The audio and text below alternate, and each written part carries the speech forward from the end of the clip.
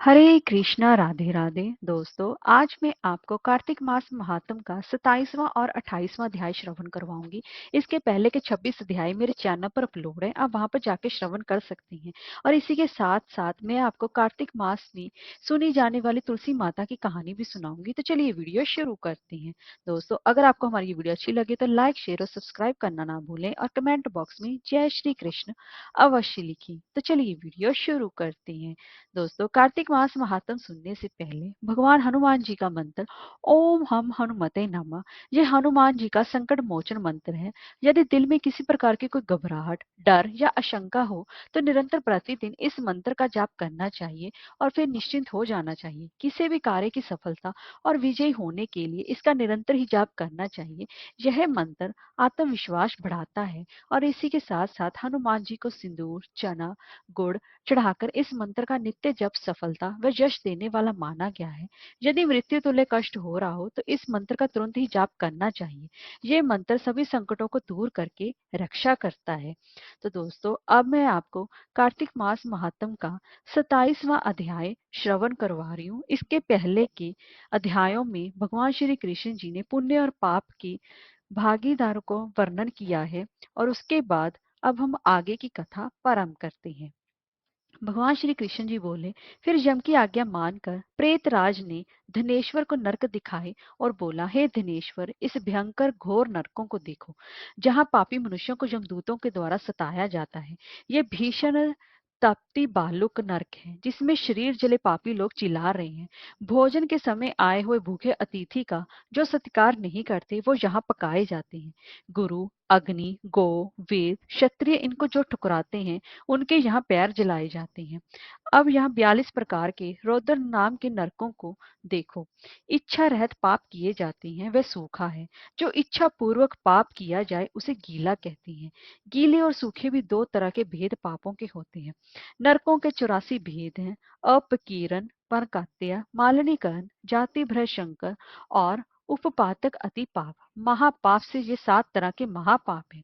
इनके उपरांत पापी 7 नरकों में पकाए जाते हैं। किंतु कार्तिक व्रत करने वाले पुरुष से जो तुम्हारा संसर्ग हुआ, उनके पुण्यों के प्रभाव से ही तुम्हारे सब पाप दूर हो गए।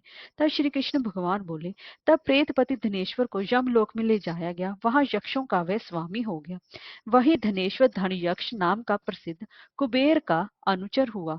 उसके नाम से विश्वामित्र ने अयोध्या में एक तीर्थ बनवा दिया था। ऐसे प्रभाव वाला कार्तिक का व्रत भक्ति और मुक्ति को दोनों को ही देने वाला है।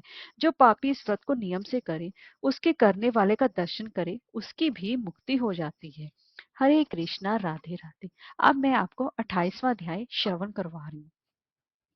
सूत जी बोले, इस कथा को श्री कृष्ण जी ने सत्यभामा से यही कहकर संध्या करने वो राजभवन चले गए। इस प्रकार मैंने कार्तिक महात्म का प्रभाव आपसे कहा। ये भगवान विष्णु जी को प्रसन्न करने वाला और भक्ति देने वाला है। हरि जागरण, प्रातः स्नान, तुलसी सेवन, उद्यापन, दीपदान, यही कार्तिक के व्रत है। इन पांचों प्रकार का व्रत मैंने आपसे कहा। इनको कार्तिक में करने से भक्ति और मुक्ति मिलती है। तब ऋषि बोले, विष्णु जी को प्रसन्न करने वाला यह विस्मयकारी ये कार्तिक व्रत पाप और दुख को दूर करने के लिए मोक्ष की और काम भोग की इच्छा करने वाले को अवश्य ही करना चाहिए। यदि इस व्रत में मनुष्य संकट में पड़ जाए, गहरे वन में फंस जाए या फिर रोगी हो जाए, तो कार्तिक व्रत कैसे किया जाए, क्योंकि यह व्रत महाफल देने वाला है।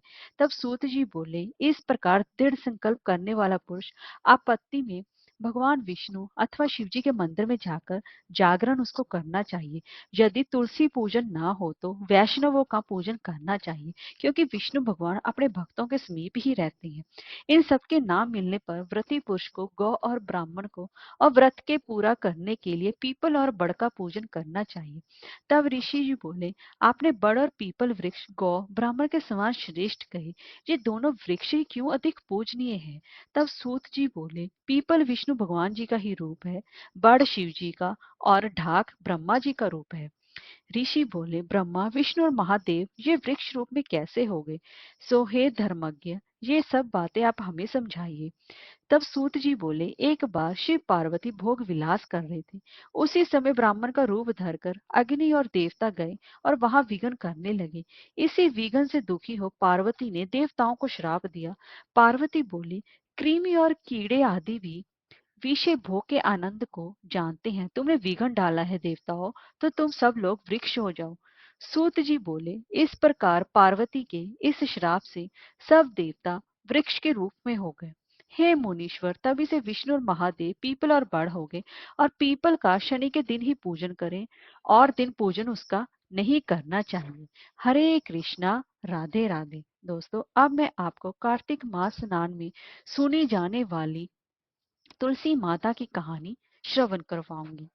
कार्तिक महीने में सभी औरतें मिलकर तुलसी माता को सींचने जाया करती थी। उनमें से एक औरत बुढ़िया भी थी, जो कि कार्तिक मास में तुलसी जी को सींचने वह जाती थी और कहती थी, हे तुलसी माता, सत की दाता, मैं तेरा बिड़ला सींचती हूँ, मुझे बहू दे, पीताम्बर की धोती दे, मीठा मीठा घास दे, बैकुंठ में वास दे, चटक की चाल दे, पटक की मौत दे, चंदन का काठ दे, रानी सा राज दे, दाल भात का भोजन दे, ग्यारस की मौत दे, कृष्ण जी का कंधा दे। तब यह सब सुनकर तुलसी माता सूखने लगी। तब भगवान श्री कृष्ण जी ने पूछा, हे तुलसी, तुम क्यों सूख रही हो? तब तुलसी माता ने कहा कि एक बुढ़िया रोज आती है और यही बात कह जाती है कि मैं सब बात को पूरा तो कर दूंगी, लेकिन भगवान श्री कृष्ण जी का कंधा कहाँ से लाऊंगी? तब भगवान बोले, जब वो मरेगी तो मैं अपने आप कंधा दे आऊंगा, तो बुढ़िया माई से कह देना। जब बुढ़िया माई मर गई, सब लोग आ गए। जब माई को ले जाने लगे तो वह किसी से भी ना उठी। तब भगवान एक 12 बरस के बालक का रूप धारण करके आए, और बालक ने कहा कि मैं कान में एक बात कहूंगा तो बुढ़िया माई उठ जाएगी। तब बालक ने कान में कहा, बुढ़िया माई मन की निकाल ले, पीताम्बर की धोती ले, मीठा मीठा घास ले, बैकुंठ का वास ले, चटक की चाल ले, पटक की मौत ले, कृष्ण जी का कंधा ले। यही सब सुनकर बुढ़िया माई हल्की हो गई, और भगवान श्री कृष्ण जी ने कंधा दिया और बुढ़िया माई को मुक्ति मिल गई। हे तुलसी माता, जैसे बुढ़िया माई को मुक्ति हुई, वैसे ही सभी को देना। हरे कृष्णा, राधे राधे।